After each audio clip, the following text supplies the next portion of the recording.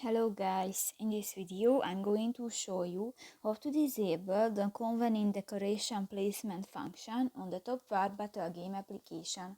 But first of all, I just want to mention, please don't forget to subscribe to our channel, because at 100,000 subscribers we are going to show you our YouTube revenue statistics and growth strategy, how to make money online. So let's jump into it. First of all, open the application on your device.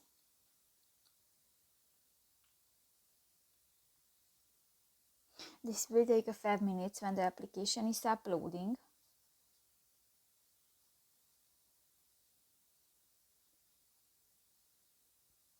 And click to the profile icon at the upper left corner of the screen. Go to the settings button at the lower left corner of the page and click to the settings. Here you can find the convenient decoration placement option under the Vector effects, and if you want to disable, just click to the next green circle and done. So that's pretty much it for this video guys. See you in the next one. Bye bye.